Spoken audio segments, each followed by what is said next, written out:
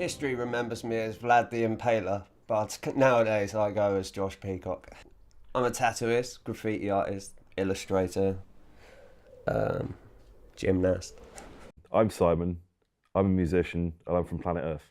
So I started off on piano when I was about 8, moved on to guitar when I was 13 and taught myself, learnt bass when I was 17, and since then I've just been kind of working on various different disciplines in regards to instrumentation and vocalization. My name's Lindsay and I'm a mixed media artist. I do special effects makeup, media, body art, and I also do digital art and acrylic as well. I was a very unwilling tattooist.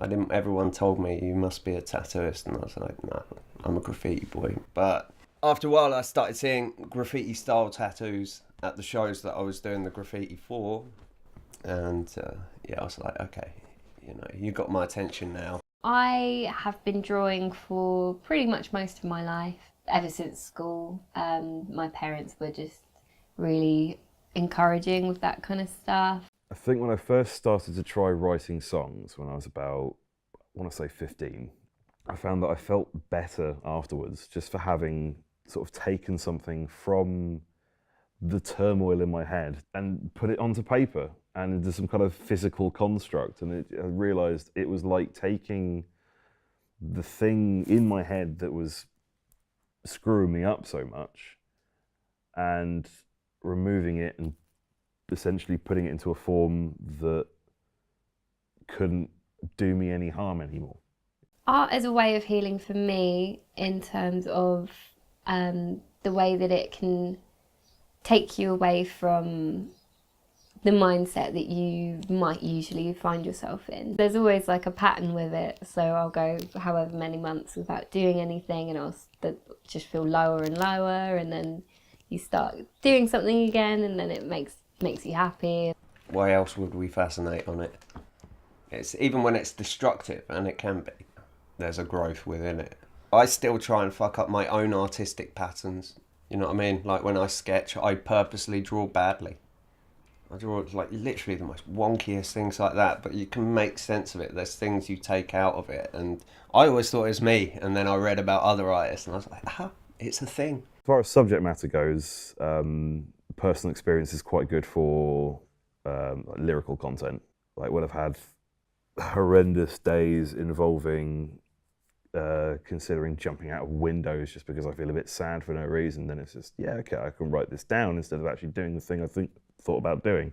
I was homeless for like 8 to 9 years, and I was a junkie, heroin, and I'm not glamorising it.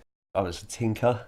I've got a substantial criminal record. Just so small. Everything is so small, but I never went out my way to hurt anyone or harm anyone, but shit got real quite a few times. People tend to disappear at that point, and I don't mean disappear as in die or get murdered, but disappear as in they just go too far through the rabbit hole to deal with this, and so they do just leave the scene. There is a pretty direct link, I have realised over the last little while, between my history with self-harm and my movement towards creating body art. I started off with doing things like henna, and then I moved on to special effects and things like that. It is just creating marks on the skin which might be there for a little while, but that they don't do actually any damage to you. So it's been a way for me to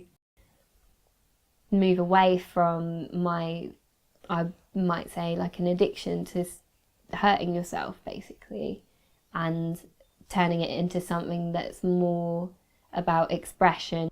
The only time my life screwed up was the second I put down the paintbrushes. If you're that way minded, that's your diary. It's your diary of your sanity, your progression, everything like that. If you haven't got the art and you rely on it and then you take it away, you've got no point of reference. So it's just like anything. Anyone else who's obsessive about anything, you take that away and mischief creeps in.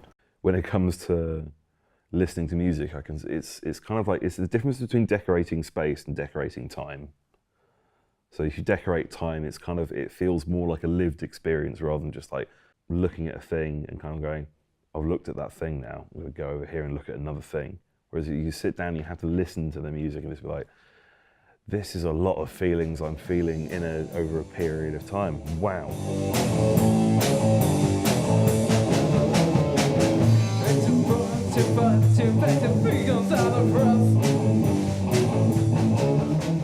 I genuinely don't know where I would be or who I would be without artwork, because there's nothing not to trust in art really, because art is just your own self-expression. Oh, I'd be dead. I'd be hardly dead. That's why I'm naturally happy. I have a sunny disposition. I should have died a long time ago. I think if you have the desire to try and make something that is representative of the lived experiences you have, either visually, audibly, or a combination of the two, do it. Yeah, if you have the drive to make your pain become art for other people to consume, then it is a very time-consuming process, but is so rewarding. It's the act of actually creating the art which is doing the healing. So it's not about what you end up with. You can be really, really crap at art and then still be able to get as much out of it as someone who is really great and can do all of this stuff. It's kind of taught me how to be more forgiving of myself. It's mostly been about building confidence and also learning to remain adaptable even when things might go wrong. Just do it. The people who beat themselves up the most are the ones that expect perfection but aren't prepared to put in the legwork to improve on it. Everyone's always breaking their balls to make it into a profession. I've just started pyrography. Buy my pyrography. You know what I mean? It's like, I'm not buying your first one. I'll buy your 20th one when you start to know what you're doing. You know what I mean? I'm not an idiot. I think music would probably be the thing I always come back to in terms of working through stuff and just trying to provide a soundtrack for my own life. I would say to anyone that's currently struggling to not be afraid to just give it a try. Sometimes the last thing you feel like doing is actually one of the things that's really going to help you. You kind of come to realise that you are the only one that can really hurt yourself, and if you don't want to, then you don't have to.